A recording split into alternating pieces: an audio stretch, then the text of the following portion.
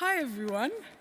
I think that introduction is a fair summary of me as a strange person.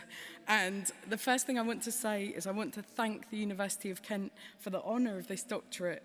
I am so thrilled to receive this, and I look forward to enthusiastically joining in whenever I'm on a flight and someone says, "It's an emergency, is there a doctor on the plane?" I won't let you down. I will get really stuck in. I want to congratulate everyone who's graduating today. It was beautiful watching you graduate, and what you've achieved is something you can be proud of for your entire lives. If you don't know me, you may remember me from the TV show Skins, which came out when you were 4 years old. Or you might remember me from the BBC New Comedy Awards 1999, which was prior to your births. I'm a stand-up, I don't usually use notes, but I was like, I'm going to get this right. I know I'm of a different generation to the people graduating today, and I worry that my advice might not be helpful for you. I left university with only £12,000 of debt, if you can imagine that, and after only 15 years of savings, I managed to buy a flat. It is a bad joke that since I left university, graduate life has got harder for people and not easier. And I know I'm getting old because all modern pop music alienates me. Why does everyone keep needing to get bags? Surely there's only so many bags you need to get. I remember when I was younger seeing politicians in their 40s and thinking that once my generation got into power, we would sort things right. And now I am 40. No way, thank you, sir, I appreciate that. But I am 40. I can't believe it. Thank you, sir. That's very kind of you. My generation in power are Rishi Sunak and Suella Braverman, and Wes Streeting on the opposition telling us he offers no hope. And I would like to take this opportunity to publicly and formally apologise for the politicians of my generation.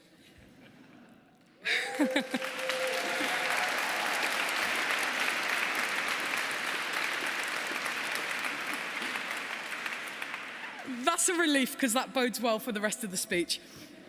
I'm giving this speech the same week that Rishi Sunak has decided to cap university courses which he does not consider to be high value. He describes rip-off degrees, leaving students saddled with debt, that if you don't walk into a high-earning job, for example in the city, then your whole field of study was pointless. The sheer ceremonial brass balls of the same Tories who have made student debt so high, trying to pretend that the problem is arts and humanities courses and not the absurd and unequal system of tuition fees. Thanks.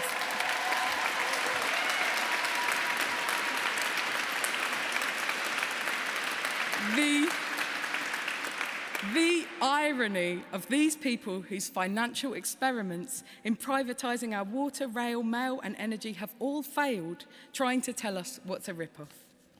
If students are saddled with too much debt, I can think of such a simple plan. End tuition fees and publicly fund higher education once more. At Arts Emergency... Thank you. I appreciate that. And at Arts Emergency, we say there are things that are bigger and better than money. We have things that those in power will never understand. Someone who has no idea of the value of creativity, critical thinking, or compassion would claim that they had no value for society. Or even worse, someone who understands precisely how powerful these things are and who does not want ordinary people to have the chance or time to develop intellectually. What does it mean to be useless anyway?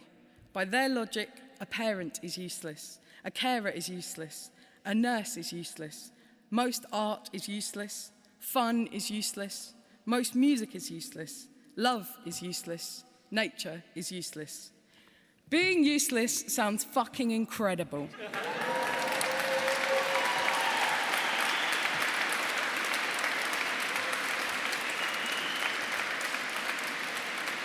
Also,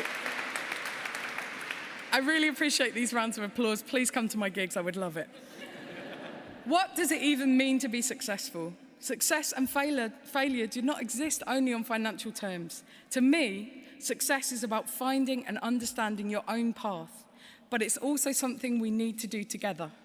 What's the point of being a rich person hiding behind private healthcare and private schooling in a gated community, quaking with fear at the ordinary people you deprive?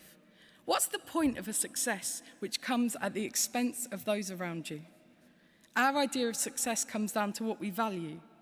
Now, I love what I do, and I love the fact that I get to choose every piece of work that I do. That, to me, is a brilliant kind of freedom, and I recommend it as a focus for you. I want you to be comfortable, to live well, and to eat delicious food in fancy places. I'm talking little jelly balls of flavour. I'm talking foams. I'm talking, is that an egg or is it a crumb? I don't know. I am talking micro herbs here.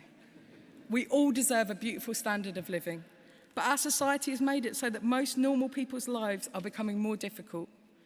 I give this speech just days after the government's despicable and internationally illegal migration bill has been passed.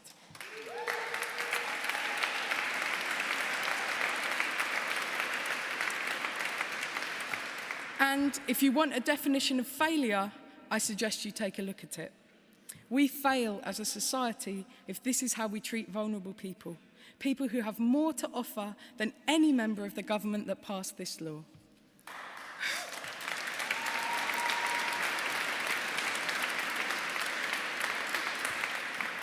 I am urging you to have faith in yourselves, but to fight for each other.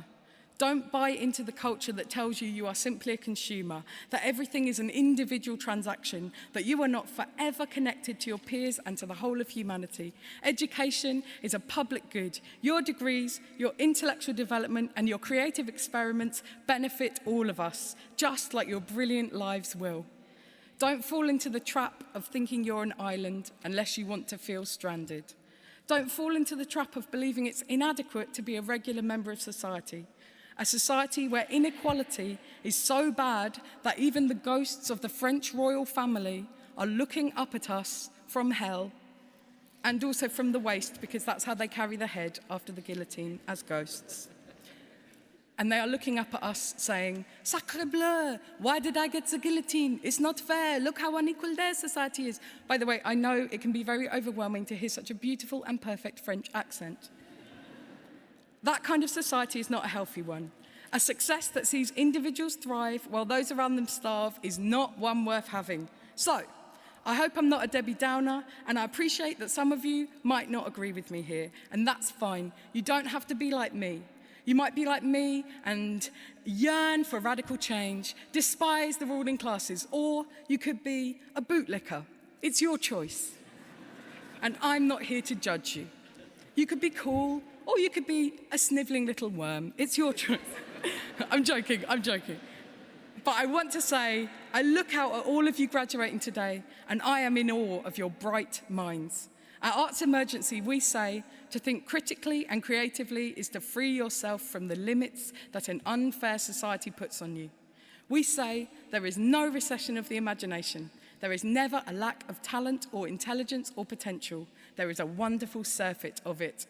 And I hope that you will be extraordinary in your ambitions for the future and for yourselves, but make it so that you do not have to be exceptional to have a happy life. Now, I know my thinking is at odds with those in power, but defeat isn't a failure or a repudiation of ideas. It's a fact of how power is unevenly distributed, and do not let it deter you. Long before I was born, if you guys can imagine that, the situation is said, be realistic, demand the impossible. Thomas Sankara said, we must dare to invent the future. And I hope you do. The future is another place. Allow yourselves to believe that a better world is possible. Now say it out loud, defiantly, to everyone you meet. Thank you so much. Enjoy your lives.